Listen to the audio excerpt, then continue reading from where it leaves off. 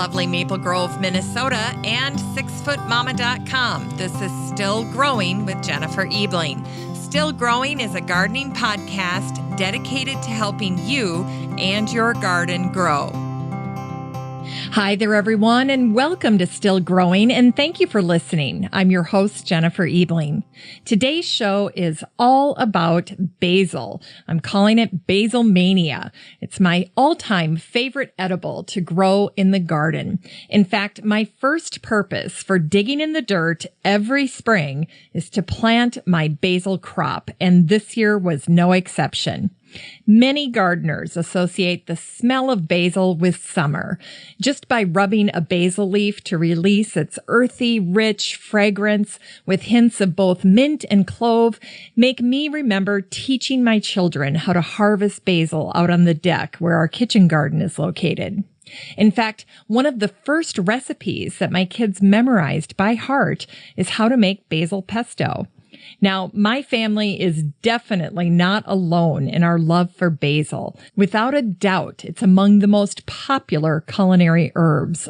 So what makes basil such a hot commodity in the garden? As the classic herb of summer, basil is a very well-rounded winner, from being a wonderful companion plant, cut flower, easy propagator, bountiful producer, successful herb for preservation, a distinct aromatic addition to perfumes, a natural pest repellent, and absolutely amazing in the kitchen when used with an infinite constellation of recipes. Today's deep dive into basil is my way of playing matchmaker between you and the king of herbs, also known as basil. If you've never grown basil or cooked with basil, I want to make the introduction for you. And if you're already head over heels with basil like I am, I want to give you even more reasons to keep your passion for basil alive. Basilmania, that's the topic of today's show, and it's coming up after an update on the listener community for the show and this week's Garden News Roundup. But first, of course, I'd like to start out by saying thanks for listening to the show this week. I know there are many great gardening podcasts out there. I hope you check them out, but I'm sincerely honored that you're spending some time here listening to the Still Growing podcast. Now, for this show, there's a way that you can have an even deeper interaction on the subject of gardening. You can join the listener community. It's a free private Facebook group that I host for gardeners of all skill levels and locations, and you can find it on Facebook by typing in the name of our group into the search bar. Just type in Still Growing Podcast Group, and the listener community will show up at the top of the search results in Facebook. And then you just click on it and request to join, and then we'll admit you into the group. Now, there are many great reasons to join our Facebook group. First of all, you can make your Facebook feed a little more interesting. In fact, did you know that you can kind of customize your Facebook feed just by joining groups in areas that you're interested in? So if you like gardening and you want to see more gardening posts, then look for gardening groups on Facebook. So the Still Growing podcast group is just one of those groups, but you can also search for others. You can just even have a general search for the term gardening and see what pops up in your area, or give your state name and then type in the word gardening and see if there aren't gardening groups in your state or in your city as well. You can join those groups as well. And all of that will show up in your Facebook feed. So instead of just having posts from family and friends and probably some ads thrown in there, now you'll also get to see posts from these various groups that you're in. And if you target the groups that you're most interested in, the groups that you have the most passion about, I think you'll find that your feed is overall more beneficial to you. You know, when it comes to the Still Growing podcast, the Facebook group is the only place I go to pick lucky listeners for any giveaways that are offered by guests of the show. And another wonderful benefit of being in our podcast group is that you get a chance to interact with guests who have been on the show. In fact, every time someone is a guest on the Still Growing podcast, they're invited to be part of the group, to interact with listeners of the show. And it's one of the coolest things that I envisioned when I thought about creating a Facebook group. a listener community for this show, I wanted to give you a way to connect with the great guests that have shared their time and their knowledge with us. And they regularly post things in the group to help you.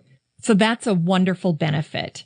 Then, of course, everything that I share in the group ties back to the original mission of the show, which is to help you and your garden grow. So everything I post is curated with you in mind. And then finally, don't forget that it's free and easy to join. So it costs you nothing, and all you have to do is the next time you're in Facebook, just head on up to the search bar and type in Still Growing Podcast Group, and you can be part of the group. This week, I'd like to welcome these new listeners who joined the Still Growing Podcast Group: Kelly Fialos, Natasha Tweedle, Michael Todd Pierce, Michelle George, Carolyn and Randy Levine, Pien Steffs, Jody Cunningham, Lisa Grams, Tamara Cullen, Lindsay Heineke, Claire Foley, Julie Nambiar, Marion Yu, Alice Hesselrode, Jay Vose, and Artie Porter. Welcome, all of you new listeners, to the Still Growing Podcast Group. And as usual, there were many great posts from listeners this week. In fact, Michael Lockstamfor shared an excellent podcast by Freakonomics Radio about lawns in America. Did you know there were 40.5 million acres of lawn in the United States? So clearly lawns are still the most grown crop in the United States. And then I found another resource about this issue, lawns. And it was an article by Scientific American, and it was posted earlier this month. Anyhow, this was a great topic brought up by Michael. And then, of course, there are always beautiful pictures and videos that listeners share of their garden. Laura Hatt shared gorgeous pictures of her South Carolina garden, including a video, and she's modeling it after a garden plan that she had seen on Mother Earth News. I loved the layout of her garden. Listener Julie Lang shared her garden with us. She is doing raised bed gardening in galvanized steel tubs, and it's just absolutely adorable. She posted, "This is my happy place," and I replied, "I could be happy here too. It looks fantastic." And then Deb Ackerman chimed in that she's doing the same thing. She shared a picture of her galvanized tub, and then that led to a discussion about where are you getting your tubs. So that was fun. And by the way, don't do what Deb did and drop one of those big tubs on your shin. She said it hurts for a long time after that. Amber Gooden of Lolo, Montana joined our group, and she's been a great contributor since she joined. She shared a beautiful picture of her out-of-control irises. And then she started a conversation around creating a cutting garden and including flowers for butterflies and bumblebees. So it was interesting to read what people were chiming in, their suggestions for flowers and ornamentals that attract pollinators. That was great to see.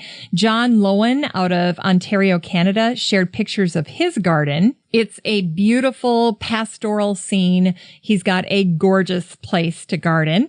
Sue Luftig shared pictures of her iris in bloom. I shared an image of a gorgeous Colorado violet and white columbine I'd seen when I was out shopping this week. And then there were a lot of posts that were just giving some listener love to the podcast, and they were great. Restu Mayuni Reinhardt just shared that she had found the podcast and she was so happy to join the group. She gardens in Zone 7, just outside of Washington, D.C., and she shared some beautiful pictures of her garden. Laura Hatt said, "Thanks for the ad. I just found the podcast and I'm starting from the beginning. I love listening to the show while I'm in the garden, and the poems at the end are great. Thank you." So if you haven't listened to some of the earlier episodes that I did when I was first starting the show, I would almost always put a little secret Easter egg at the end of those early shows. And it was usually me or the kids or some combination reading some garden poetry. So if you haven't checked out earlier episodes, you can go ahead and check that out, listen to those old episodes, and hopefully laugh a little bit as you get to listen to me and the kids read some poetry to you. And then Amber Gooden chimed in and she said, "I have to say that I love this group. I typically listen to Pandora at work and get bored with it. and have always been into gardening and now have a house with a space to do so. I found the podcast and I quickly listened to all of them. I love how friendly, responsive, and helpful everyone in this group is. Thank you for the ad. Anyway, thanks to those listeners for their great contributions and their positive feedback on the show. I just love our listener community for the show. It's fun for me to be able to interact with you and then see posts from people who share a passion for gardening and have a curiosity to learn more. So come on over, check it out. Come hang out with us. Please don't be shy. Even if you've been listening to the show for a while and have yet to join the listener community, just check it out the next time you're on Facebook. It's really so super simple to be part of the group. And I would love for you to join for free. The next time you're on Facebook, just type in Still Growing Podcast Group into the search bar and then request to join. I look forward to meeting you in the group. Just a reminder that the show has a phone number. It's 865-333-GROW. And there are two reasons to be calling the show this month, and they are first and foremost to share your memory garden with me. So if you've created a memorial garden for a loved one who's passed away, or some type of memorial garden, it can even be for a pet or a friend, just some type of memorial garden that you've created, I'd love for you to call the show and share the story of your memory garden with us. How you created it, what you did. Just give us a little overview of that particular garden. And then the other topic area where I would love for you to call in is to share your favorite garden recipes. Of course, now that June is upon us, we're digging back through our recipe boxes and we're pulling out all of those wonderful things that we like to make with our garden produce. And I'd love to hear some of your favorite garden recipes. So go ahead and give the show a call, 865-333-GROW or 865-333-4769. Share your memory garden or your favorite garden recipes with us. All right, now it's time for the Garden News Roundup. This is a curated group of posts and articles that I have shared over the week with the listener community in the free Facebook group, the Still Growing Podcast Group. And it's made up of about a dozen different segments, from updates on past guests to articles featuring fascinating folks in the world of horticulture that I'd love to chat with. And that's something that I call the Dream Guest segment. I also cover news and information on special topic areas like sustainability and science. And then the other segments are really designed to honor the commitment of the show to helping you and your garden grow. And they are the How to DIY, the Continuing Ed segment, the Plant Spotlight, shopping, recipes, inspiration, and quotables. Now, what's nice about this for you is that you can stay pretty abreast of the news in horticulture and gardening just by listening to this part of the show each week. And you can easily check out these curated articles and posts for yourself because I share all of them with the listener community in the free Facebook group, the Still Growing Podcast Group. So if you hear something and want to read the full article, there's no need to take notes or track down links. Just head over to the group and join. You'll get all of this content for free. All right. First up is an update on our past guest, Deborah Madison. Of course, Deborah was featured in episode 533 with her fabulous book, Vegetable Literacy. Anyway, she was recently featured on the website cleanplates.com. And the article was called How to Cook Vegetables Like a Top Chef. This article is all about how to enjoy your vegetables more. And the one that Deborah recommended that really caught my attention was how to cook with asparagus. Deborah says, put an egg on it. And here's what the article says. While those first stalks of spring asparagus need little more than a drizzle of oil and a sprinkle of salt, it's easy to jazz them up. Madison likes to do so with a rustic take on classic Polonaise. Poach, roast, or grill asparagus, then dress it while still warm with good olive oil, sea salt, and freshly ground pepper. Toast a piece of ciabatta bread and tear it into shards. Make a vinaigrette with red wine vinegar, a little mustard, salt, and more olive oil. Cook an egg until the yolk is set but not hard. Then peel and chop it. Lay the asparagus on a platter, cover it with the chopped egg and toast shards. Then spoon the vinaigrette all over. Artichokes are also good this way, Madison notes. Doesn't that sound great? Anyway, the whole article was fantastic, so go ahead and check that out. And then guest Megan Kane of episode 557. Megan is the creative vegetable gardener. She shared a post with our listener community that says, "What happens when a plant bolts?" And here's what she wrote. In most gardening climates, there's a transition period when the cool temperatures of spring start to give way to the warmer days of summer. For those of us who love summer, it's a time to rejoice. Our favorite season of the year has finally arrived. We revel in the heat and the sun. But for those of us who prefer cooler temperatures, we might start to get a little cranky with the arrival of hotter days. And vegetables have similar preferences. And then she goes on to write, bolting occurs with early spring vegetables like arugula, spinach, radishes, salad mixes, cilantro, and broccoli. The problem with bolting is the vegetables quickly become inedible as the plant shifts its focus and energy toward producing flowers. You might notice that the taste of the vegetable changes, becoming more bitter or losing its taste altogether. Anyway, Megan did a great job. She goes on to talk about what you should do about bolting vegetables and then how you can prevent vegetables from bolting. So that was a great share in our listener community. In sustainability this week, One Green Planet shared an article that was called How to Start Thinking Like a Permaculturist for a Thriving Garden Year-Round. The suggestions include to learn humbly, look for sensible cycles in nature, affect efficiency, design holistically, observe, assess, and adjust. And then each of those are expounded upon. There were a number of things in the continuing ed segment this week. NatureWorks Organic Garden Center had a video of their expert Nancy giving the rundown on fantastic old-fashioned perennials. It's about a 40-minute video, but if you have time and you want to learn a little bit more about old-fashioned perennials, this one is fun and worth the watch. Gardenista had an article that was called Container Gardening, Sarah Raven's 7 Tips for Perfect Flower Pots. Her tips included restricting your palette, cramming them in, focusing on form. And of course, here she's talking about thrillers, spillers, and fillers, incorporating things like perennial pots, which I love doing. And then she shared how to extend the season, create color zones, and lessen the workload. That's a great post. And then finally, Gardenista went on to do an article that was called 6 Seasons, Required Reading for Gardeners. This post was by Ella Quittner, and I had talked about this book in last week's episode, that I think it's something that you want to purchase. It's a great cookbook for gardeners. It's called 6 Seasons, A New Way with Vegetables, and it's by Joshua McFadden. Anyway, in Ella's article, she completely endorses this book, and she says that the book has 225 vegetable-forward recipes broken up into 6 distinct growing seasons.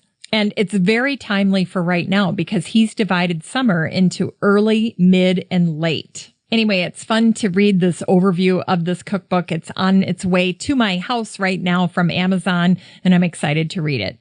In the how-to segment, BHG shared 8 tips for growing dwarf conifers in containers. And I don't know about you or where you live, but up here in Minnesota, as I've been touring some nurseries in the area, I'm finding more and more nurseries that are carrying dwarf conifers. And for the most part, people are unfamiliar with these and not quite sure what to do with them. So this is a great article on how to grow them in containers, what to do with these guys. They're gorgeous. Wrapping up the how-to segment this week, Jamie Oliver shared a very simple guide to fermenting. He talked about the health benefits overall and then how to make sauerkraut.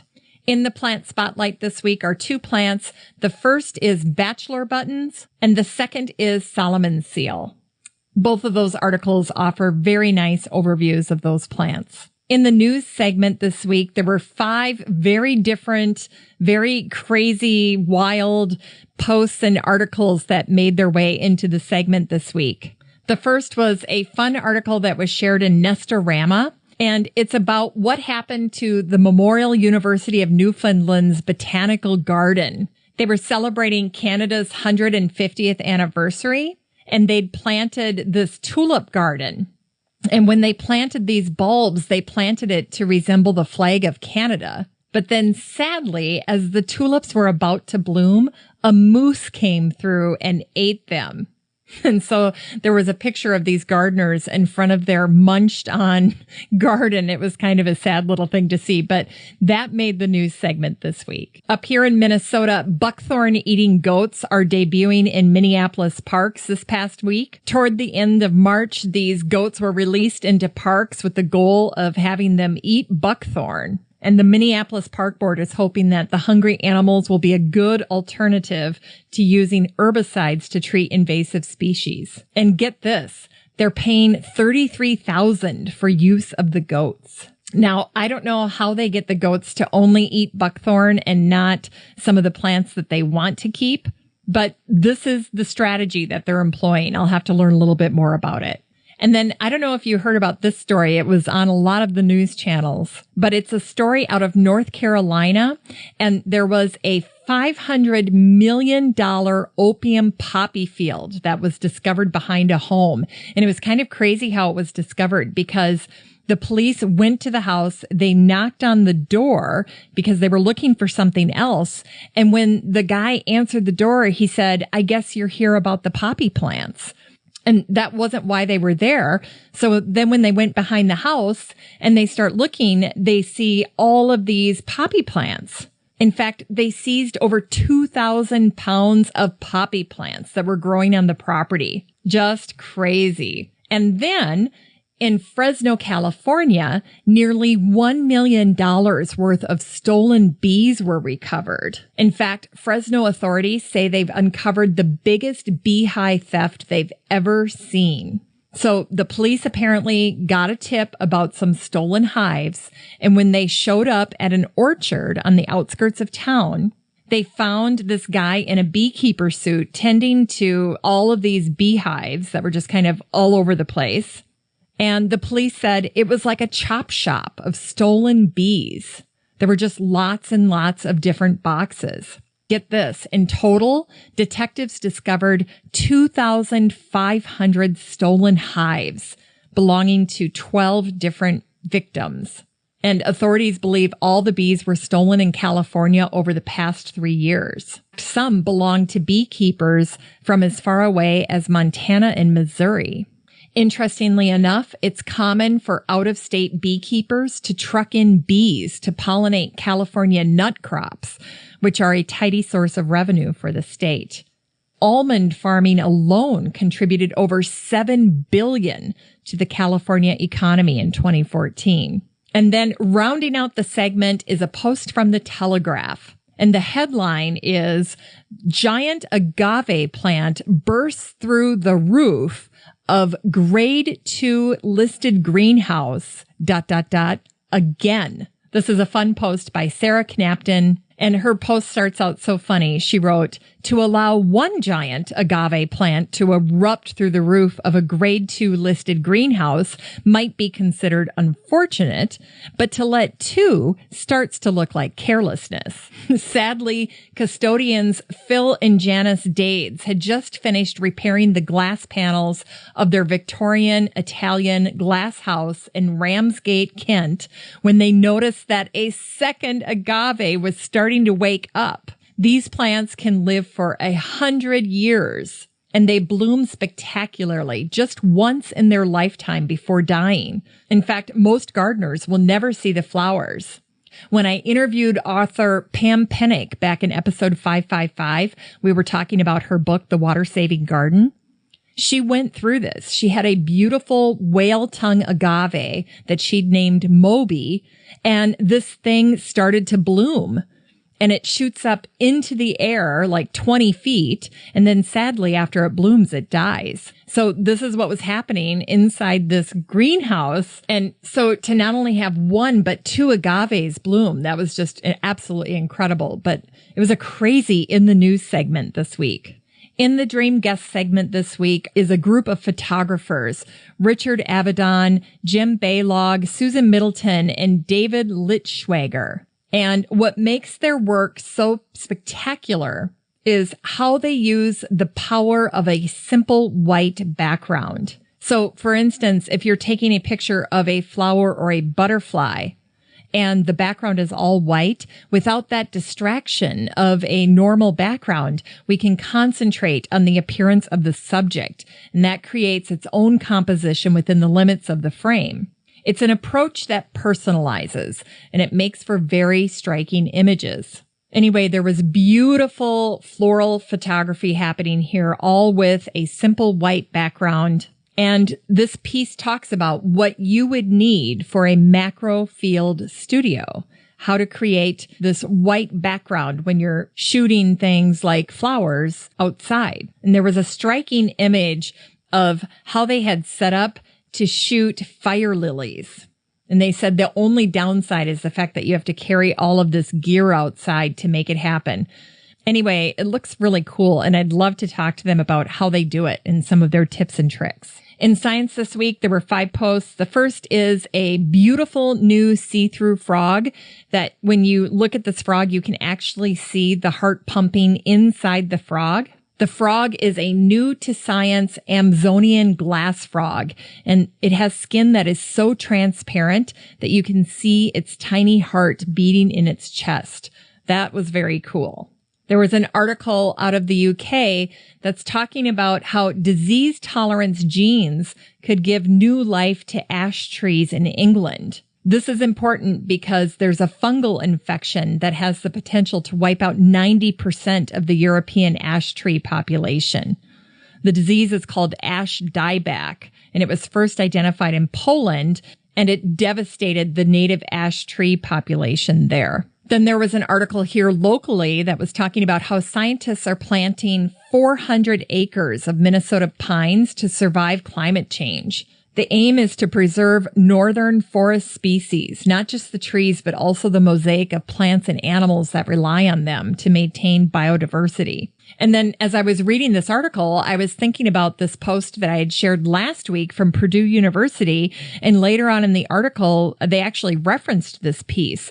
And that was this study that they had just released about 86 eastern tree species that have already started to migrate west in response to the increased rainfall in the central part of the country and north in response to higher temperatures. So that was pretty fascinating. Then the Huffington Post shared an article that's called, "So That's What Curry Is, the difference between the spice, the leaves, and the dish." And it turns out curry powder isn't even actually from India. So if you're a curry fan, you might have noticed that the term curry refers to many different varieties of foodstuffs, and it gets very confusing. So there are curry leaves, there's the spice, and then there's the general name of a type of stewed dish. So this article walks through all 3 of them. And then finally, NPR shared an article about 2 scientists with 2 different approaches to saving bees from poison dust. So this article is all about the fact that it's planting time in the United States and that farmers are planting corn and soybean seeds that have been coated with pesticides known as neonics for short. And despite attempts by pesticide makers to reduce this, some of the coating is getting rubbed off the seeds and blown into the air. And then honeybees and wild bees looking for food encounter traces of the pesticides, and then some are harmed. Now, what was fascinating to me about this piece are the things that these scientists disagree on, and then their areas of commonality when it comes to pollinators and neonics. In the shopping segment this week, I have a number of suggestions for you. The first is to head over to Amazon and get your perlite. I add tons of perlite to my garden soil every year, especially in my containers, to help keep the soil fluffy and light and make it easy for the roots to grow and aerate the soil. And my favorite product is the Planted Super Coarse Perlite, and I get it in the 100-liter bag, and it's about $60, but it's fantastic. It comes in this huge box, and I like to buy a lot of it because then I use a lot of it, and I don't think you can ever use too much perlite. I love it. And as I refresh my containers this spring, I know I'll go through the entire bag in no time. Also, while you're over at Amazon, check out the book, Great Gardens of America. This has been on my wish list for a couple of years now. It's a book by Tim Richardson, and it's a hardcover book from September 2009. It used to be quite expensive. It was over $40 when it was new, but you can now find used versions of this book for about $12. So that's great. Over at Gardener's Supply, there's a clearance sale going on a number of items, but the one that caught my attention is the No Splash Quick Connect set. This used to be $15. It's now selling for $7.99. And what I love about it is that you can connect your garden hoses super quickly with no splash by using this Connect set. So what you do is you install these innovative couplers, and instead of having to screw on your garden hose or your garden wand or whatever you're using, you attach these quick connectors, and then you literally just pop them off and pop them on. You can install these onto up to 3 watering accessories, and it eliminates trips back to the spigot to turn the water on and off. The set includes 1 female coupler and 3 male couplers. And here's the product description. It says, outfit up to 3 watering devices for no splash installation. Unlike other quick connects, this one has an internal water stop that prevents leaks.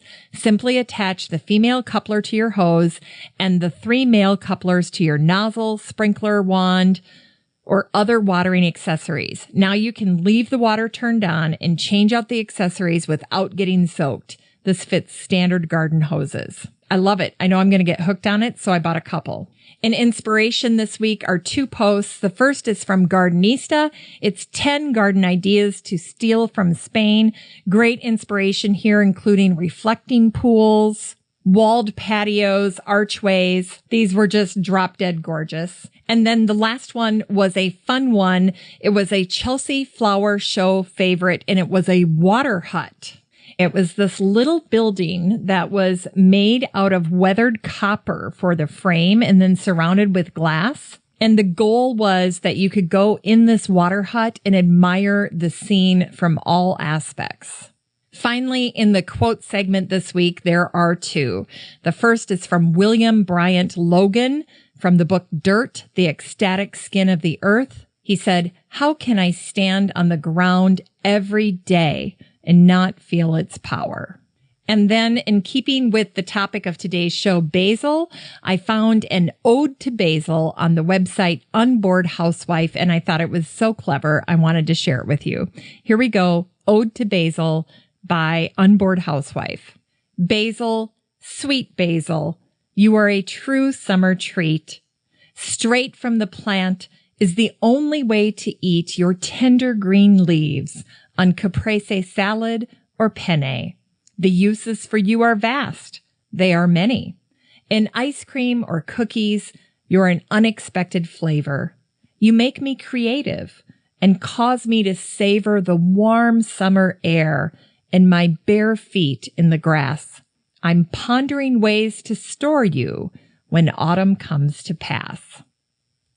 Well, that's the Garden News Roundup for this week's show. Just a reminder, you can get all of these posts with links and bonus content in your Facebook feed if you join the listener community in the free Facebook group, the Still Growing Podcast group. I'd love to meet you there. All right, now it's time for the topic of today's show. I'm taking you on a deep dive into all things basil, and I'm calling this episode the Basilmania episode. And here's a little analogy to illustrate just how much I love basil. If you can imagine that my garden was floating in the North Atlantic and it started to sink, and I had to begin uprooting plants and tossing them overboard one by one in an attempt to stay afloat, the last little plant floating on my garden gate with me in the icy ocean would be my all-time favorite must-have or quit gardening plant, basil. You know, now that it's June, we're experiencing a nonstop whirlwind of cultivation in our gardens. And that's why it's important to prioritize the edibles that give you the most joy and the most satisfaction in the garden and the kitchen. Now, for me and many other gardeners, basil is easily at the top of the list for our must-grow edibles each year. A culinary herb, few things can top basil and its essential role in making pesto. In fact, it's tough to match the versatility of pesto in any menu. It's simple, classic, and delicious. And I like to say that at some point in your development as a gardener, you want to grow something that's just a natural home run. In the puts and takes of cultivating plants, basil offers an impressive list of wins for the gardener right from the get-go, with its easy growing demands and nonstop giving nature when it comes time to harvest. This month, as I ventured back into my garden after my rotator cuff surgery, the first thing I did was plant basil in my kitchen garden. It's right on the deck, just outside the kitchen. And I don't know if it was my pent-up demand for gardening or what, but I went all out for basil. It's the only thing I planted in my planters on the deck this year. It's the first time I've had a total monoculture out there. I completely devoted the entire space to basil, relegating the other herbs that I like to plant to the southern garden, which is down the steps from the deck. And honestly, that crazy experience is what got me thinking about basil and doing an episode devoted completely to it. And I mentioned earlier in the introduction that today's deep dive into basil is my way of playing matchmaker between you and the king of herbs, basil. And I'm totally serious about this. Because at one point or another, we've all needed an introduction to basil and to pesto. So if you've never grown basil or smelled basil or tasted it or cooked with basil, I want to introduce you to it. In fact, I'd love it if someday you looked back and said, yeah, that Basilmania episode, that's what made me want to give basil a try. And I've never looked back. And if you're already head over heels with basil, like I am, I want to give you even more reasons to keep your passion for basil alive, to teach you maybe a few things about basil that you didn't already know. So for this Basilmania show, let me give you a quick roadmap. I'll start with basil's history. It's a little weird at times, and it seems a bit disjoint from the way we view basil today, but it's interesting. Then I'll take you through some of the amazing varieties of basil, and I'll give you some ideas for what you can do with them. Just know that there are over 100. I'm not going to go through that many, but there are definitely way more than I'm going to be talking about in today's show. Now, from a growing standpoint, I'll share how to grow it from seed, how to propagate basil. Honestly, it's so easy. Every one of us should be doing it. I'll also offer some basic cultivation tips and provide answers to some common questions about problems that folks can have when they're growing basil. And then naturally, I'll tell you about harvesting and storing all of your green gold, your basil leaves. I'll give you a quick overview of the known health benefits of basil, and then I'll wrap up with my favorite part of growing basil, and that's eating it. I'll share my pesto tips, and then I'll give you some pretty amazing recipes that may or may not incorporate pesto. Phew! And that's our roadmap. So let's get started. All right, I'm going to start out with a history of basil. Basil belongs to the genus Ocimum, which is derived from the Greek ozo, which means to smell. And of course, that's in reference to the strong aromatic quality of basil. It's got a strong fragrance. It's a kissing cousin to mint. And sometimes the kids that have worked in my garden, when I have them smell basil for the first time, when they have absolutely no frame of reference for it, will say, is this mint? And I remember talking to Deborah Madison about that when I had my interview with her, because we found that particularly fascinating, that when you give someone a plant and they have no mental constructs around what that plant is, it's almost as if they can detect aromas they wouldn't otherwise be able to if they had a name for it or if they'd experienced it before. So I'm always very fascinated when I expose student gardeners to plants for the first time and ask them to tell me what they think it is. And then I listen very carefully to what they're detecting. And oftentimes when they smell basil for the very first time, they're detecting that smell of mint. Now, I mentioned earlier in the show that basil is sometimes called the king of herbs, and that may have been derived from the Greek basileus, or king.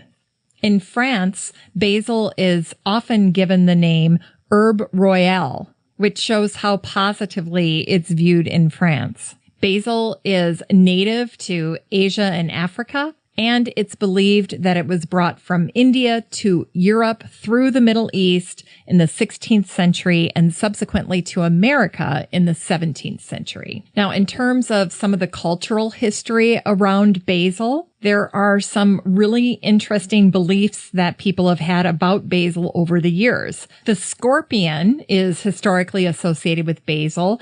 People used to believe that they had to handle basil very carefully so that they wouldn't breed scorpions. In fact, oftentimes people were afraid to lift up a pot that would have basil growing in it because they were worried that scorpions would be hanging out underneath the pot. There was a Flemish doctor in the 16th century that wrote that he believed that if you crushed basil between two rocks, it would turn into a scorpion. And there was a French doctor, Hilarius, who believed that just smelling basil would breed a scorpion in the brain. There's a holy variety of basil known as tulsi, and fittingly, it has the name Ocimum sanctum, and it's a sacred herb in the Hindu religion. In fact, for Hindus, basil represents protecting or protection of the family. And the tulsi form of basil is regarded so highly in India that the British at one time used it as a substitute for a Bible when they needed people in India to take an oath in a court of law. So the British had caught on quickly just how revered that herb was to the Indian people. Now, I'll talk a little bit more about tulsi when I cover varieties, which is coming up next. So just hold that thought about the holy basil, and we'll cover it now as we go through varieties. In terms of basil varieties, there are so many to choose from, each with its own special flavor.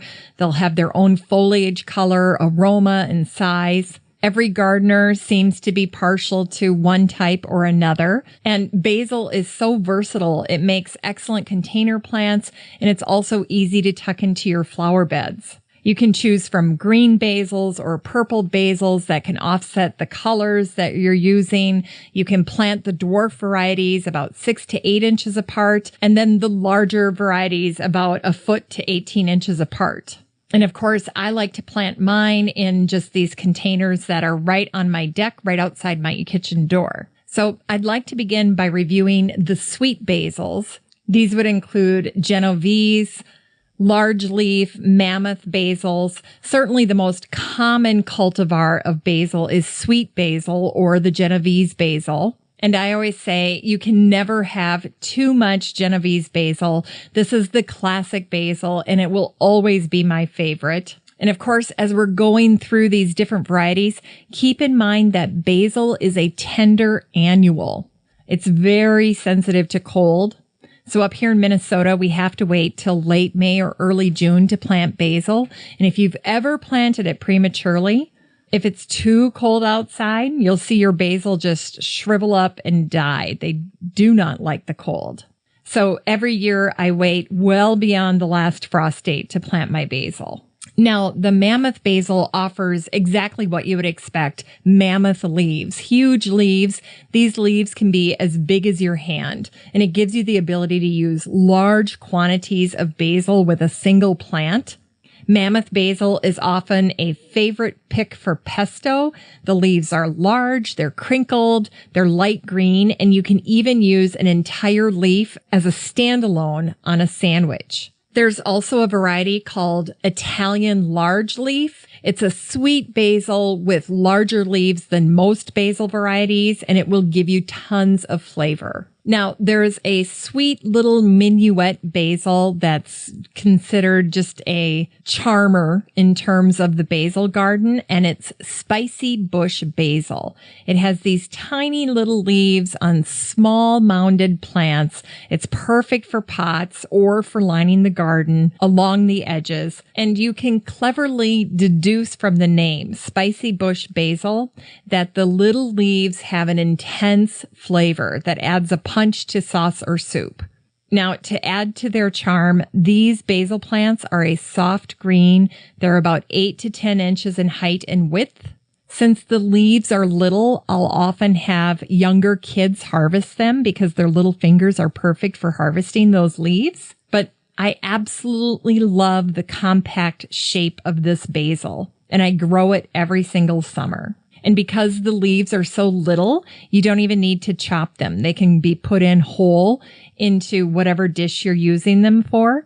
And that also is kind of a charming aspect to the spicy globe basil. The next variety is cinnamon basil. Now, this basil has a delightful cinnamon fragrance and a spicy flavor if you choose to cook with it. And this plant is tall. It can be almost 3 feet tall, and it's got these dark purple stems and then these gorgeous purple blooms. They look like tails that come out of the green leaves, the tops of the leaves. It's one of my absolute favorite basils to grow for a number of reasons. One, I love the height, and then I love the little purple plume at the top, especially if I'm going to add it to an arrangement. It's just really cool. You're adding that fragrance, but then that just amazing combination of the basil leaves and then this purple plume seed pod at the top. That's really, really neat. And then it's a great one to throw in as a garnish for like a dessert. So you could do a pie where cinnamon might be appropriate, like a peach tart or something like that. And then, of course, fruit salads. Now, along with the wonderful flavors of the sweet basils, there are basils with gorgeous flowers and foliage. And here I want to direct your attention to the purple foliage basils, such as dark opal, purple ruffles, purple petra. All of these are used as attractive ornamentals in the summer landscape, and they add interest to cut flower arrangements. Let's take these purple varieties one at a time, and I'll tell you why each of them are a favorite of mine. The first one, purple ruffles, is a favorite because it's so frilly. The edges are kind of jagged. The purple leaves have a very intense fragrance. It's very, very beautiful in a garden. It's kind of feathery looking, and I like it because it adds another dimension to the landscape. It has the same flavor as the opal basil that we'll be talking about next, and it's a nice size plant. It's about 16 to 20 inches tall, and the leaves are about 2 to 3 inches. Next up is the dark opal basil. The dark opal basil is a favorite of mine. It was the first purple basil that I tried in my garden. It's absolutely gorgeous when you're putting together a cut floral display. It's a little spicy if you add it into a salad or use it as a garnish. It can also be made into a pesto. It's very attractive if you use it as a border along the edges of your beds. And then the flower on it is so sweet. It's a little pink flower, and it's a gorgeous complement to the purple leaves. So unlike the sweet basils that send up a white flower, on the purple basil, you're going to get a pink flower. And another idea for using dark opal basil in your garden is to use it next to plants like zinnias or salvias, because they kind of end up with those bare legs. And if you put the dark opal basil in front of them, they're a perfect contrast to one another. And the dark opal basil has that dense plant mass that's going to hide the bare legs of the zinnias and the salvias. Now, I love the dark opal basil. If I'm eating a turkey sandwich, I'll put the light turkey meat on a ciabatta bread, and then I'll put the dark opal basil next to that, usually with some green pesto. It's just a nice flavor combination, and it just looks so attractive. The light turkey meat and the dark purple basil is just really, really pretty. So if you're having a luncheon or some people over and you want to kind of impress them, dark opal basil on a turkey sandwich looks amazing. Ooh, and don't forget the mozzarella cheese. I always put mozzarella cheese with that as well. Anyway, the dark opal basil is a favorite with cooks because it's tender. It's a very nice, supple leaf, just like the sweet basil that we talked about earlier. So if you're familiar with that, the dark opal basil has that same kind of very tender leaf. And it smells great. So if you want to throw it in a salad or you want to use it with a Bloody Mary, however you want to use it, you'll enjoy using dark opal basil. Now there is a darker basil, a deeper purple basil that's called basil amethyst. And that's also a gorgeous purple bloom. And I mean to tell you, holy cats, you see purple Petra basil with its huge leaves in a container with ornamentals like hot pink geraniums or tropicals. It is stunning. Another way you can use these purple basils is to garnish plates of tomatoes. So imagine this deep purple Petra basil paired with yellow tomatoes or green tomatoes. It's absolutely drop dead gorgeous. So pair it with some type of more exotic looking caprese salad with a rainbow of tomatoes, and you'll be so thrilled with the result. Anyway, let me tell you a little bit more about it before we move on.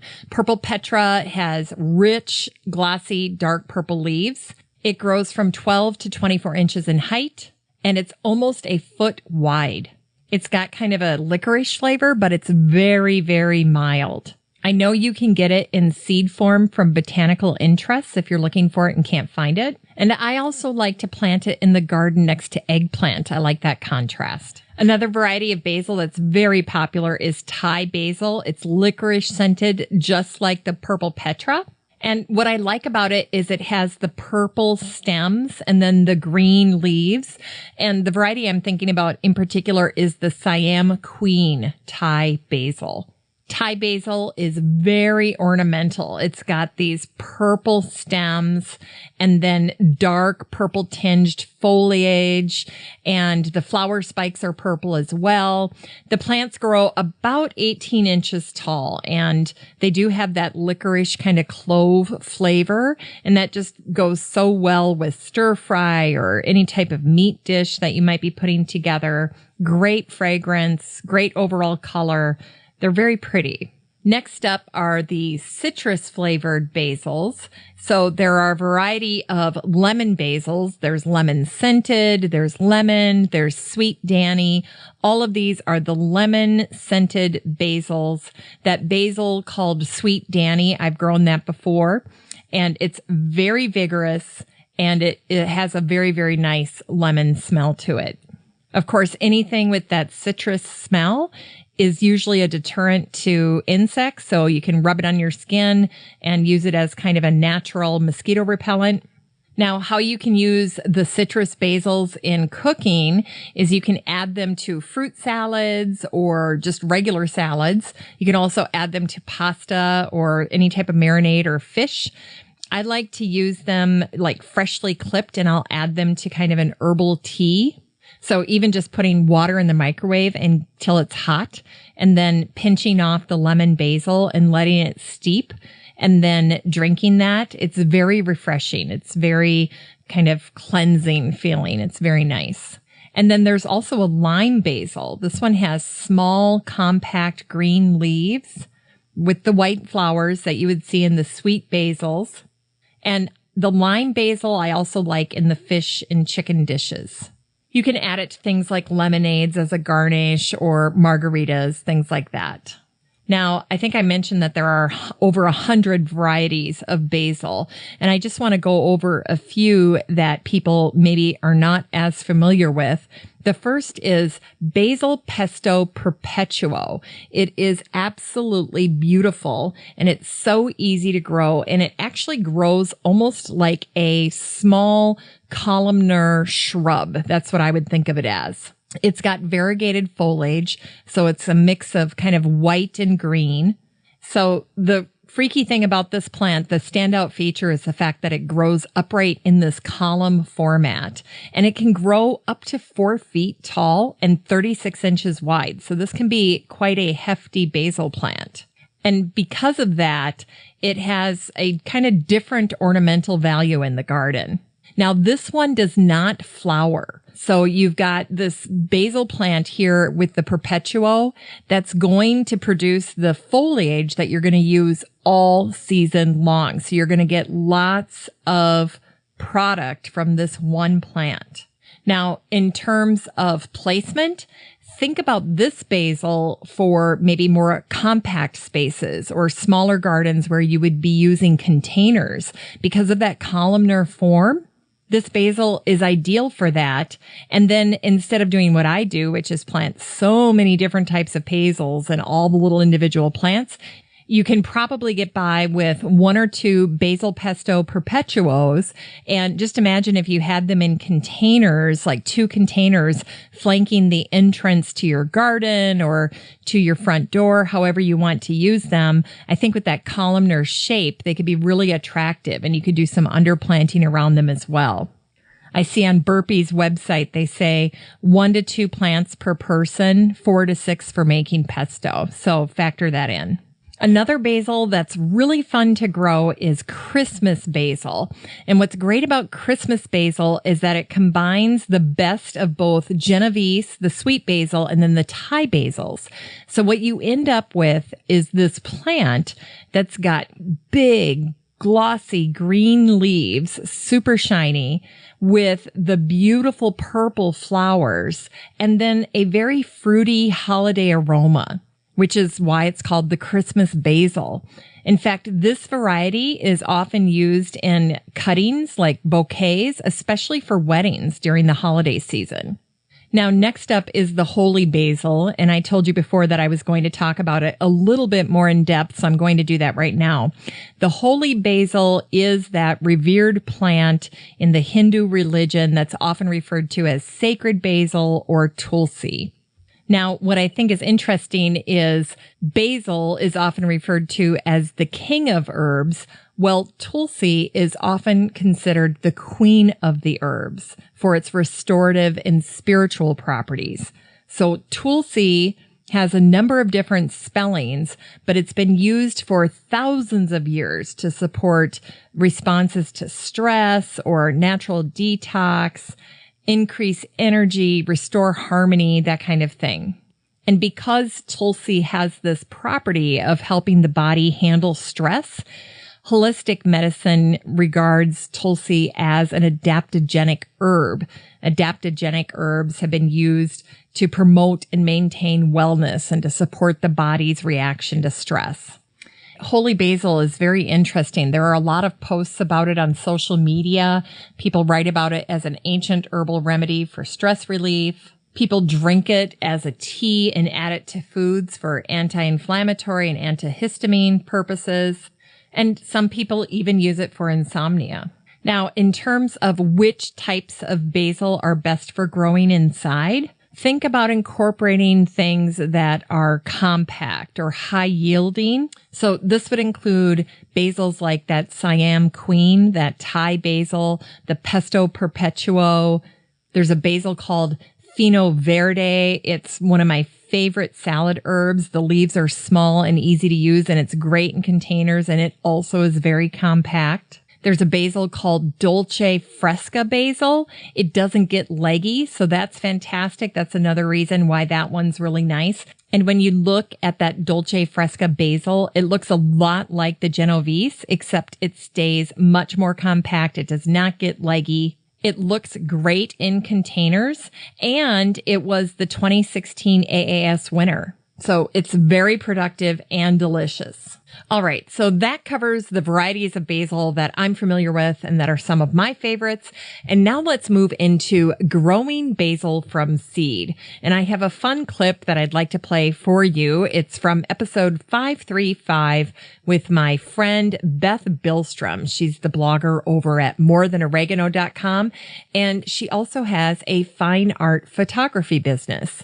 But we had a blast speaking last summer about all kinds of things related to gardening, and in particular about starting to grow basil indoors in the spring. So I wanted to replay that clip for you so that you could hear Beth describe how she does it. And just a little forewarning here, Beth and I got on so famously. We had such a blast talking to each other. It was as if we had known each other for years, and I think that'll come through in this clip. Now, you mentioned growing basil from seed. I love basil. I buy it started. I buy the Bonnie plants already started from the big box stores. And I usually buy a couple flats at a time. I'm not happy unless I have about 20 plants at all times. And that's good because basil loves company. So that's good. Yes. Now, what's it like growing it from seed? How patient do you have to be? You don't have to be very patient. In fact, growing basil from seed is so easy.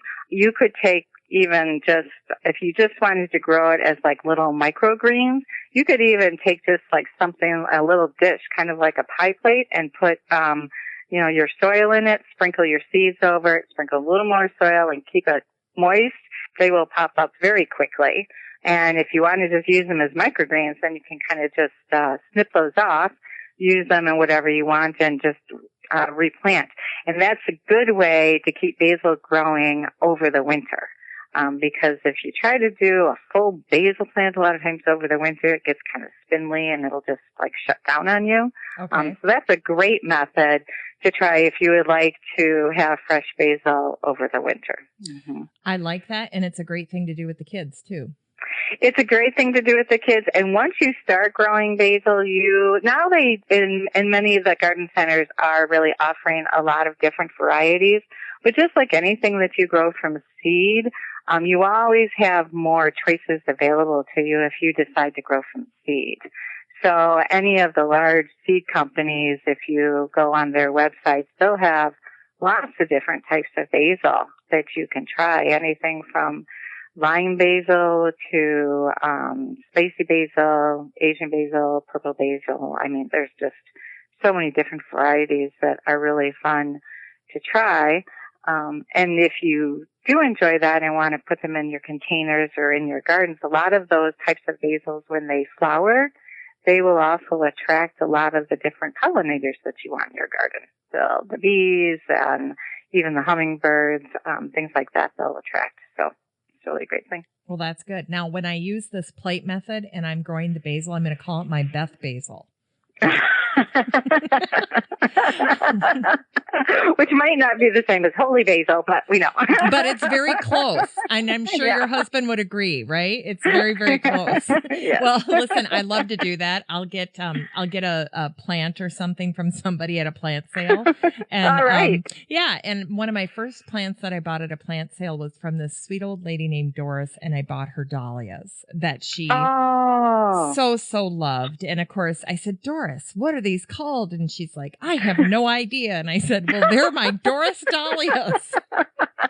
So one of the first garden tours, hilarious. It was, one of the first garden tours I was in, people were like, oh my gosh, those dahlias, what are they? I said, well, those are Doris dahlias. So and now they're looking through all these catalogs saying, I cannot find a Doris dahlia for the life of me. Where did that woman get those dahlias? So now I'm going to do the same thing with my basil. It'll be like, no, I started on a dinner plate and it's called Beth basil.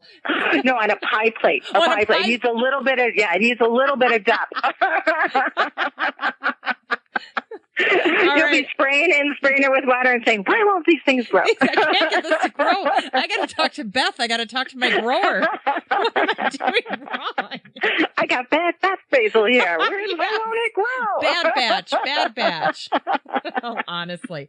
Well, hey, speaking of growers, where do you get your seed? Where do you like to get your seed? Okay, I like to get my seed from a number of places. I do use Johnny seeds. I use Renee's seeds, Renee Garden seeds. Yeah. I do also. This is one of the lovely things about what I do is I do work with seed growers and breeders. And so I do get to trial a lot of the new seeds that are coming out. And, and so that's really fun. So some of the, you might work with, about, horticulture or, seeds by design.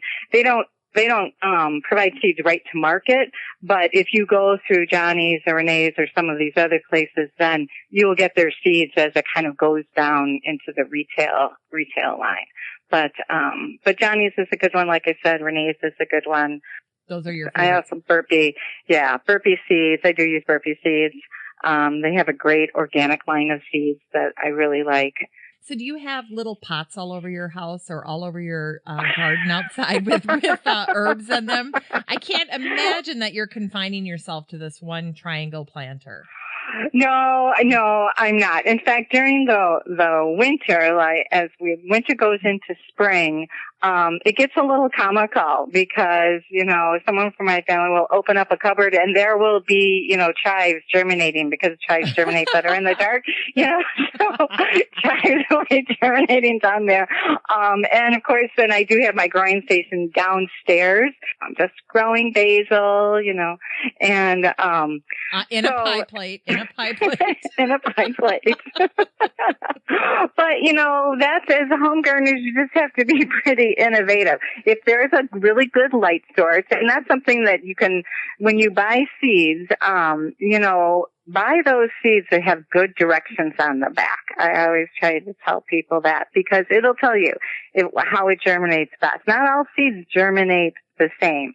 And so some seeds need more light than others. Some seeds germinate best in dark, and then they want you to move it to the light. And so, you have to, when you're growing indoors as a home gardener, you kind of just use those little innovative spaces. My college sons will come home from school, and sometimes there'll be plants on their windowsills of their bedrooms. They'll be like, do I have to share my bedroom with the plant?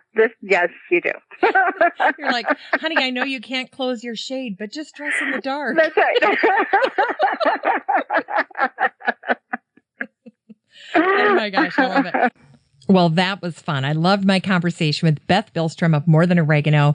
And I have another clip that I'll play a little bit later on when we talk about pesto, because of course, Beth and I could not resist talking about pesto.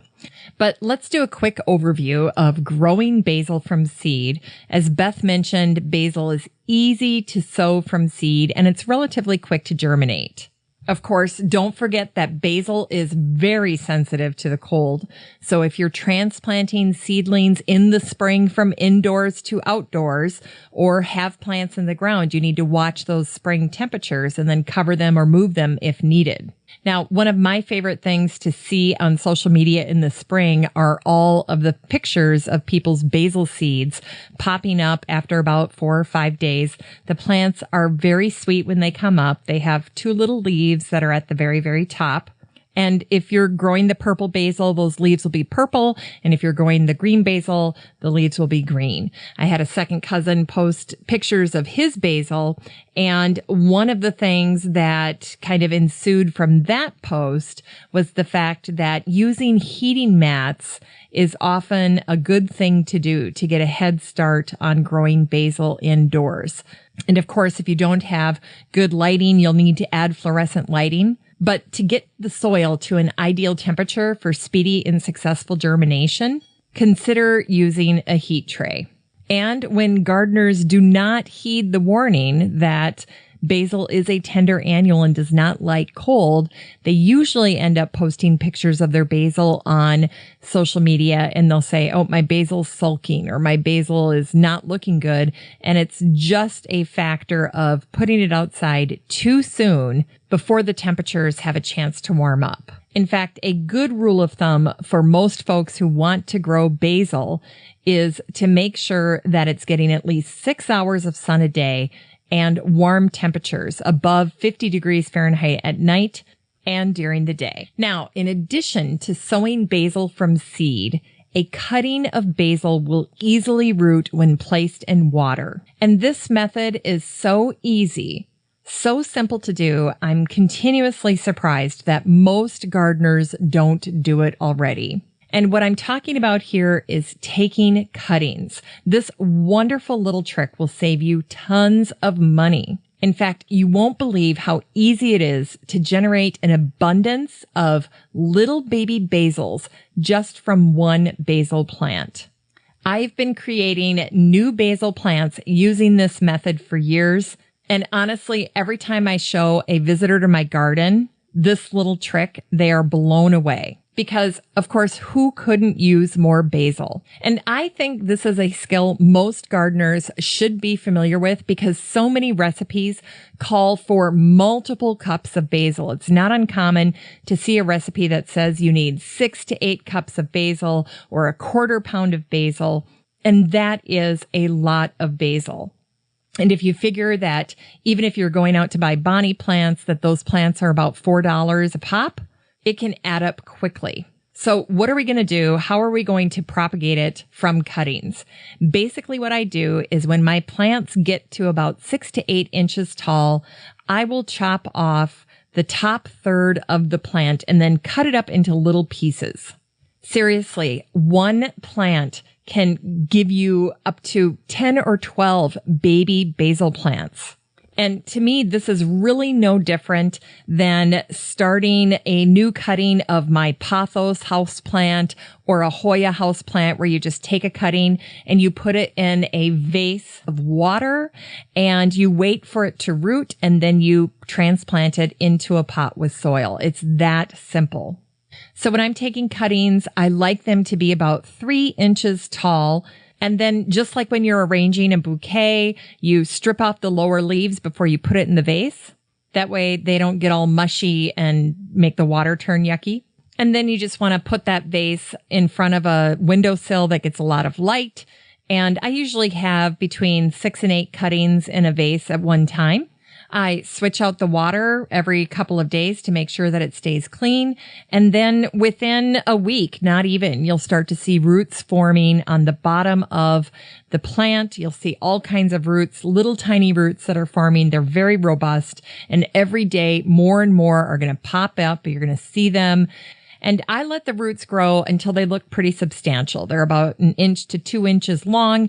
They look really healthy. And the whole process takes about 2 weeks from the beginning to end. And so then I will take those cuttings and I'll pop them in the ground. And the next thing you know, I'll have a brand new basil plant. It's that simple. Now, just to forewarn you, sometimes when you take cuttings of basil and then you put them in the vase, they can kind of look a little sad and sulky for a little bit until they get acclimatized to their new environment.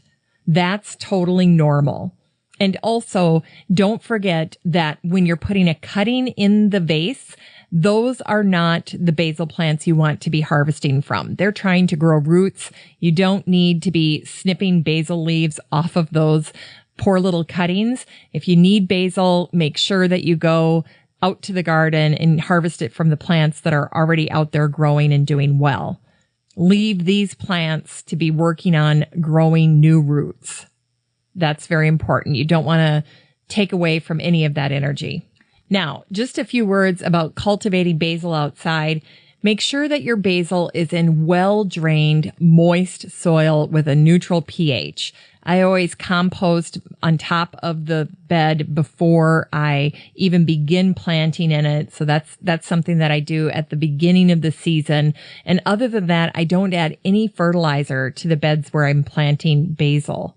And of course, basil wants to be warm. Basil enjoys the sun, but I have successfully grown basil on the western side of my house and the eastern side of my house where the basil's not getting scorching sun all day, but where it's getting partial sun.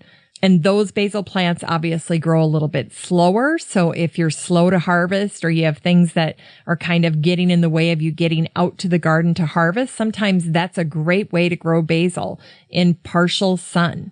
And then all of my basil is on drip line, so it gets regular watering throughout the week. And a basil plant is very water intense. It's very juicy.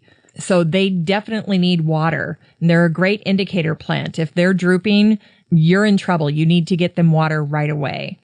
So don't stress them out like that. You won't be happy with your plants. Make sure you're getting them regular watering. Now, in terms of pest control, basil is wonderful. It's a great aromatic plant, and a lot of aromatic herbs like basil, fennel, and lemongrass, just to name a few, are natural deterrents for garden pests. In fact, basil is known to put off tomato hornworms. So when they're planted next to the tomatoes, it can help keep them healthier and happier.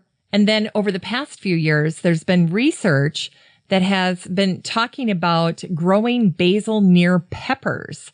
In fact, the pepper seeds tend to sprout faster. They germinate, they sprout faster, and they have happier, healthier plants than if you just grow peppers alone. And scientists think that this type of companion planting is working because the basil plants emit sound vibrations near the peppers. And in general, from a companion planting standpoint, a lot of people plant basil among other herbs and vegetables with similar lighting and watering needs. So tomatoes are great, parsley is great, the peppers are a good option. And some people even say that tomatoes taste better when they are next to basil. Now, there can be a few problems with basil. Basil is sometimes bothered by aphids or Japanese beetles. It can be bothered by slugs. But really, the biggest problem for basil is poor drainage. It does not like to have wet feet. It will start to kind of rot and turn to mush if it's too wet. In fact, when I'm buying plants in the store, I look for basil that's not completely saturated. That's not something that basil enjoys. And at the same time, I often see basil in stores that is just massively dried out. It does not like that. So even though you may have a plant that looks healthy, if you pick it up and you feel that the pot and that the soil in the pot is just absolutely bone dry, that can stunt its growth. That can definitely start the plant to go into shock and start shutting down. And again, remember that if you are overwatering or underwatering your plants, you're kind of creating the perfect oasis for many plant diseases, including fungus. Now, if you end up getting Japanese beetles on your plant, you can just take them off the basil plant with your fingers and then drop them into soapy water. You can cover your basil plants with row cover. That'll deter a lot of insects. Sometimes grasshoppers will eat on basil. And slugs, of course, love basil. So if you have slugs or snails that are enjoying your basil more than you are, you can go ahead and use products like Sluggo or snail bait, and they're totally safe. They'll take care of the snails or the slugs, but it'll have to be reapplied if it rains or if you wash it out when you're watering your plants. Now, sometimes your basil leaves can get little black spots on it. And a lot of times people think that those black spots are a fungal infection. But in reality, a lot of times it's just due to cold that's nipping at the leaves. Now, that's not to say that the spots can't be from a fungal infection. So if that's the case, then it's important to keep the plants trimmed so that they get lots of air around them and that they have plenty of sun. You want to make sure that you're watering at the base of the plants rather than saturating the leaves. And don't forget that basil plants are very fast growing. So sometimes what I'll do if the leaves are bothering me, I'll take off the leaves that aren't attractive. And in no time, the basil plant has grown way beyond that point and looks healthy again. So a lot of times basil plants can get through black spots on their leaves if you address the issue quickly. Now, another problem people often ask about is why their basil leaves are curling. Sometimes this can mean that your plant is not getting enough sun, so move it into a sunnier location. Sometimes it means that you're over or under watering, so try to even out and standardize your watering procedure. Of course, check for diseases, check for mildew, check for fusarium wilt, check for pests. Those things are really the key stressors that lead to curling basil leaves. All right, we've talked about growing and propagating and cultivating and addressing some of the problems that you can encounter if you're growing basil, although for the most part, year over year, my basil plants have been pretty problem-free. And now it's time to talk about harvesting and pinching back basil. Now, if you're friends with lots of gardeners who love basil, you will see the annual pictures of them sitting at a table with a massive mango basil harvest. And those are always impressive pictures to see. And basil is basically a pick-as-you-go kind of herb. You basically go out and you harvest what you need when you need it. And if you have a ton that's ready to be harvested, you can just go crazy and clip out a bunch. And a good rule of thumb is to harvest basil in the same way that you would mint. You want to snip a stem just above the point where two large leaves come together. And the more regularly you clip and prune your basil, the more bushy and rounded your plant will become.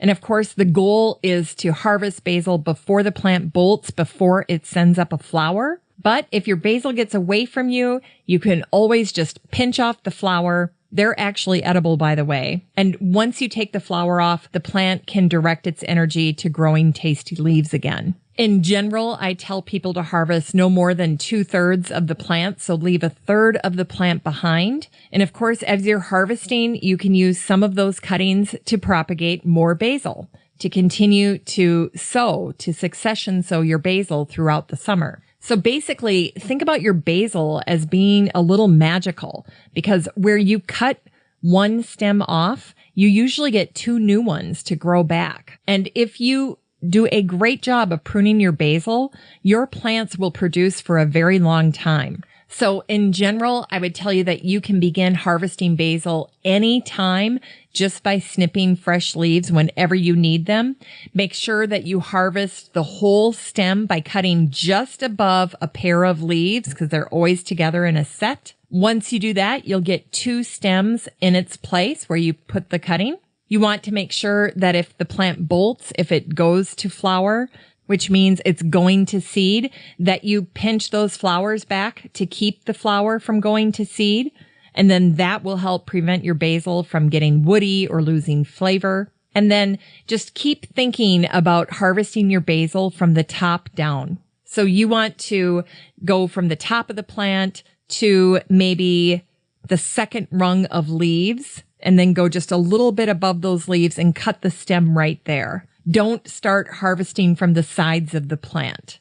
Resist that temptation. Bottom line, if you prune your basil correctly, you'll end up with a more robust and happy plant. And if you don't do that right, if you don't prune your basil correctly, it's just going to grow straight up, get very leggy, and go right to flower. So you can prolong the life of your plant by pruning and harvesting on a regular basis. Now, some basil aficionados think that the time of day that you pick your leaves matters. They want you to go out and harvest your greens at a very specific time of day, early in the morning before sunrise, when the temperatures are cool, so that the plant experiences less of a shock, will have less wilting, and basically be overall happier about the fact that it just got a haircut. Now, I've never let the time of day stop me from harvesting my basil. And honestly, usually with the kids in the morning, I'm running around so much. Harvesting basil is the last thing I'm thinking about.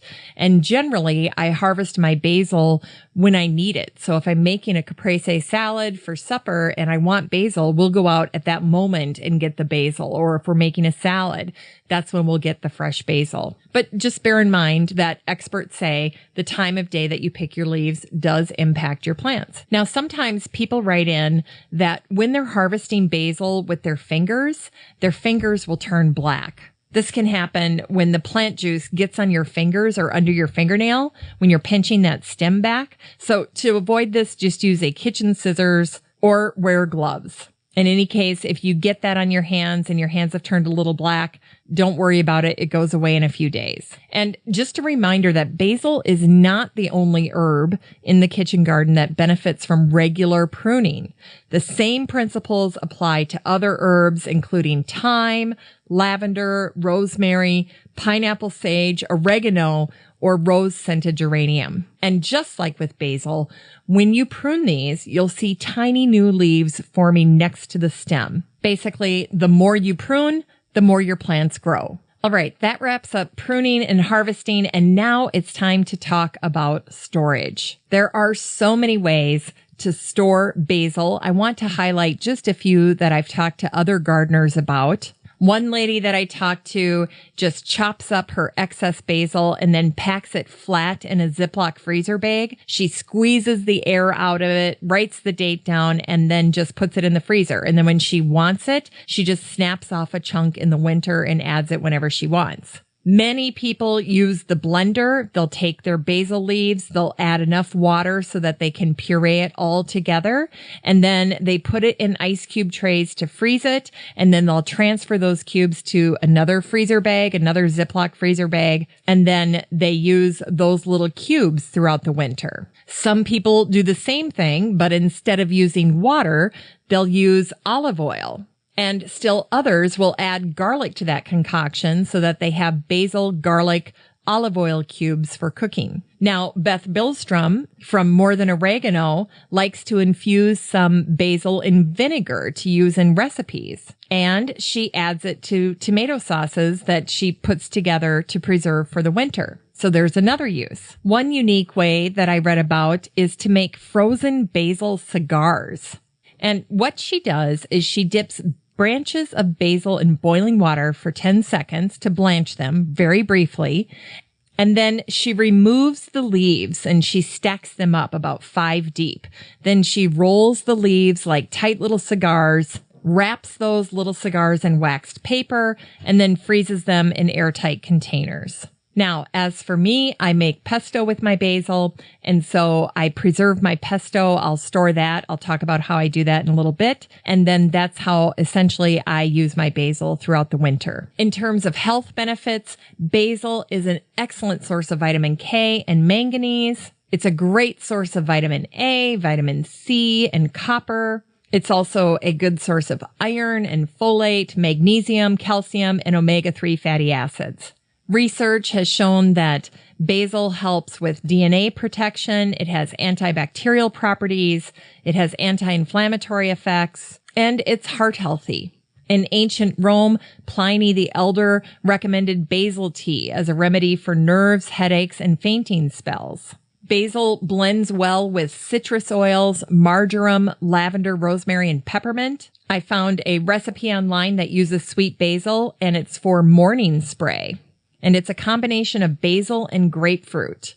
And the recommendation is to spray this blend around the house as you're getting up in the morning. So you have a spray bottle and you put in distilled water. You add 10 drops of basil, 10 drops of grapefruit, 5 drops of orange, and then you shake it up. And then that's your good morning sunshine spray. Some people like to use it for headaches. They'll blend it with lavender and peppermint oil to help reduce a headache. All right. Well, in addition to the health benefits that people may or may not know about when it comes to basil, most people, when they think of basil, their thoughts often go directly to one amazing food item, and that's pesto. And before I begin to tell you about how I make the pesto or how others have told me about making pesto through the years, I want to play one more clip from my interview with Beth Billstrom, where we get a chance to chat about making pesto with basil.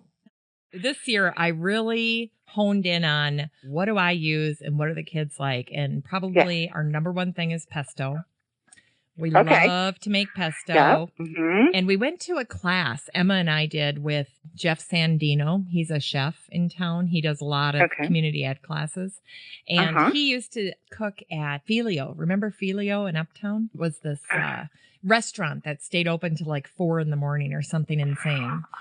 So when you went to a late movie, you know, you could actually go out and they had this fantastic banana dessert that was to die for. I think it was on fire. It was great. Really, really great. But this guy used to work there and a number of different high-end restaurants in town. And he has a fantastic pesto recipe that I fell in love with. And so I just make batches and batches and batches of pesto. Oh, we are a pesto family too. I mean, you can just not have enough basil and pine nuts and all of Yes. that. And Oh my so gosh. I've always just, made it with the olive oil and the basil and, pine nuts. Terry Chaffer is up here in Maple Grove, and she has a store that used to be called The Oilery, but it's an olive oil bar. And now she left that franchise. She started her own. It's called Love That Olive. I think she sources it from the same spot, but she has her most popular olive oil is called Fiore, I think, but it stands for like a buttery olive oil. So that is the olive oil that I get to make because then it doesn't taste, there's like a bitterness. Yep, kind of heavy. Yeah. This one is light and very nice, very buttery, very kind of almost creamy. Oh. And so I use that. We use pine nuts. We use a little bit of garlic, kosher salt. We put the salt in last. Parmesan Reggiano. Oh, okay. That sounds awesome. That's something that I want to explore more is the different types of oils and just how they really bring out the flavors of your homegrown seasonings like that, whether it's your basil or your thyme or tarragon, because you can, infuse all of that in oils and really make some great dressings or, like you said, pesto, or use it in so many different ways. Yes. So. I think the kids think I'm some type of garden magician. I've got my younger two especially. They have a very loose grip on where these plants are coming from. Because I'm not growing all of them from seed. Obviously, I need to get my pie tin going. I'm going to go buy some pie tins after this interview, Beth. But mine will have an Oreo bottom first. I'll have to take that out of there. Then I will use them to plant seeds in. But the kids think it's fantastic. I've taught them how to go out and harvest the basil and harvest the lettuce and all that, and they just think it's fantastic. I know. And then it's great to fill in with your farmer's market, because I'm kind of like you. After you garden for a little bit of time, you realize what grows, what you eat a lot of, what you can kind of just, get fresh somewhere else. You don't have to grow everything. I don't grow everything, you just kind of make the decisions based on what you like, right? Okay, so with that introduction, let's start talking about how to make basil pesto. For some of you who have made this before, this will probably be old hat to you, but if you've never made it before, let me introduce you to a very good basic recipe that I learned from this local chef that has community ed classes, and I just love him. His name's Jeff Sandino, and he does a great job. So this is his basil pesto. It makes about 3/4 of a cup. And your ingredients are a cup of loosely packed fresh basil. This would be the Genovese basil. This is what I use. So you use the leaves. I don't use the stems, although if you get a few stems in there, it's not the end of the world. A 1/4 cup of olive oil, extra virgin olive oil. A 1/2 teaspoon of chopped garlic, or you can eliminate that if you don't want that taste. A heaping tablespoon of pine nuts. You want them raw, not toasted. A 1/2 tablespoon of chopped walnuts. These add a depth of flavor to the pesto. You can also use sunflower seeds if you'd like to use that instead. A 1/3 cup of freshly grated Parmesan cheese. Now, the best Parmesan would be Parmesan Reggiano. I like to get it on sale around Christmas time. The second best would be Grana Padano cheese. And then the third best would be a domestic Parmesan that's buttery, no bite to it. And then finally, 2 tablespoons of freshly grated Romano cheese. And then you can add kosher salt to taste.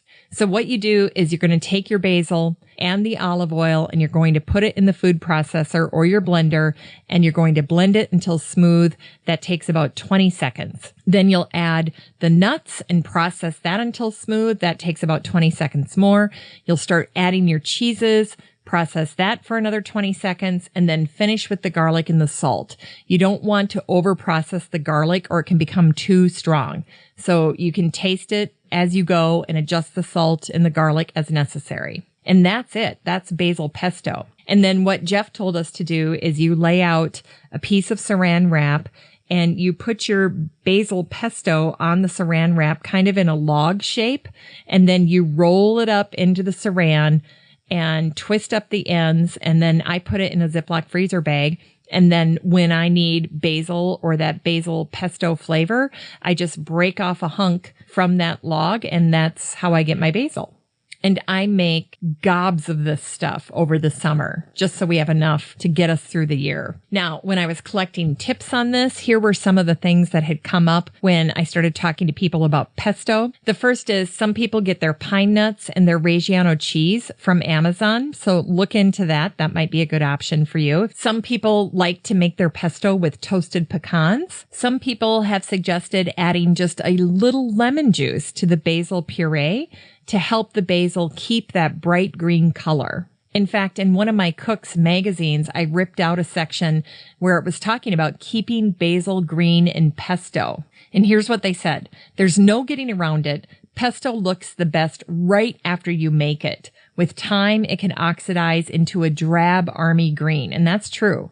And then they said, there seems to be as many suggested techniques for keeping pesto bright green as there are cooks who make it. We tried 4 methods, including using vitamin C powder, which left our pesto with an odd sour taste, as well as parsley, which does contain the antioxidant ascorbic acid, just not enough to make a big difference. So here are 2 methods that work.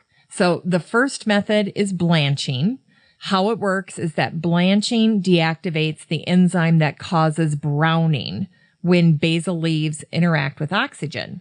So what you do is you blanch basil leaves for 30 seconds in boiling water. You basically dip them in 30 seconds in boiling water. Then you scoop it out with your spider or with some type of tong or something, and you shock it in ice water. And then you dry the leaves and carry on with your recipe. That quick dunk causes minimal flavor loss. The other method is adding lemon juice. Lemon juice contains antioxidants like citric and ascorbic acids, and the recommendation for how to use it is to add 4 teaspoons of lemon juice per 2 cups of packed basil. And it says here that lemon juice lends a pleasant acidity to the pesto. So I'm going to be incorporating that this year to keep my pesto fresh and green. Now, there were a lot of suggestions for how to use your pesto. Some people like to have pesto on toast. They like to eat homemade bread with pesto, kind of as a dip. Of course, people love it on white pizza with ricotta cheese and mozzarella cheese. Some people eat it with ricotta cheese mixed together. They just eat it just that way. They put some salt and pepper on to taste, and they eat it right out of the bowl. Now, that's some hardcore pesto love. A number of folks say that they use pesto in place of mayo on sandwiches in the summertime. Here's a pasta idea. Take pasta, squash, zucchini, pesto, fresh grated Parmesan in that order, mix it all together, and you have a lovely summer's pasta. Other folks thin it into a vinaigrette, and they use it in salads. They add dollops to any baked summer vegetable combination or add it to soups. A number of people did say that they like to use pumpkin seeds instead of the walnuts. Other people have used hazelnuts. Some people even suggested adding a little mint to the pesto to brighten it up. And of course, basil being a kissing cousin to mint, that kind of makes sense. In addition to pumpkin seeds, some folks substitute sunflower seeds. That was Jeff's suggestion. Others have made it with toasted almonds and so on and so forth. Now, there was a lovely braided pesto bread recipe that I came across that looks absolutely beautiful. It's by bakedbyrachel.com. And if you can imagine a braided bread that has pesto woven throughout it, kind of like a marble loaf, it's absolutely glorious. This would be a gorgeous summer bread. I'm going to make sure I get this in the Facebook group this week. You guys are going to love it. Susanna Feltz on the Bonnie Plants website shared her recipe for her best basil pesto sandwich ever. It includes chicken breasts, lemon, rosemary, olive oil, Tuscan bread, and of course, pesto. So that one will go into the Still Growing podcast group as well. And then last but not least, this is a category I call, if not pesto, then what? So if you're not using your basil for pesto, what would you do with it? Suggestions include using basil loose in salads with romaine, mint, onions, and cucumbers. Some folks use chopped basil with just garlic and olive oil for a dairy-free variety of pesto. Of course, you can make a caprese salad with tomato slices and mozzarella cheese, and then basil leaves, along with balsamic vinegar and olive oil and salt and pepper. You can puree basil, olive oil, and onions in a food processor and then add that to tomato soup. That's fantastic. And for recipes that call for chopping up a lot of basil all at once, you can use the chiffonade cutting technique. And what you do here is you stack your leaves, you roll up the stack, and then you start cutting the leaves across the end of the roll to create these thin ribbons of basil. And then you just kind of mess them up a little bit, and that's the chiffonade cutting technique for basil. And then finally, I came across a few other recipes that just call for basil. One is a basil berry smoothie that includes strawberry, raspberries, basil leaves, kale, and then sweetened vanilla almond milk. That looks fantastic. And then SeriousEats.com has a fantastic post that's called 22 basil recipes to use up your summer bounty. There's a great potato salad recipe in here. There's a recipe with watermelon. Basil and watermelon go very well together. And then they round it out with some stir fries and more drink recipes. Anyway, lots of great ideas here. Well, that's it for the show today on Basilmania. I think we covered it all, from the wacky and wonderful history of basil to growing basil to propagating and harvesting it, and of course, using basil in the kitchen for pesto and so many other wonderful recipes. Anyway, I hope this episode made you feel more excited to try growing and cooking with basil, especially if you're new to basil. I'm so glad I can make the introduction for you. And if you're already a crazy basil grower like I am, I hope you now have even more reasons to keep your passion for basil alive. I want to thank my team at Podfly Productions for helping me produce this episode.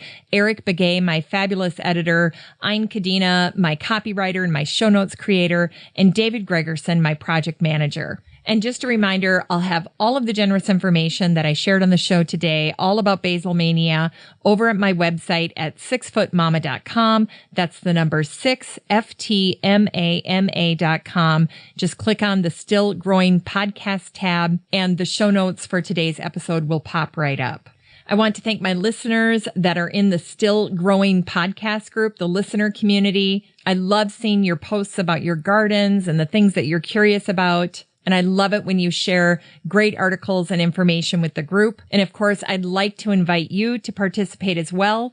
So if you're interested, the next time you're over at Facebook, just type in Still Growing Podcast Group and our group will pop right up. And then just request to join and we'll admit you into the group. I also want to make sure to thank the special listeners that are part of the Listener Advisory Board. They are Beth Engel, Denise Pugh. Denise gardens in North Mississippi and is a contributing writer to Mississippi Gardener magazine.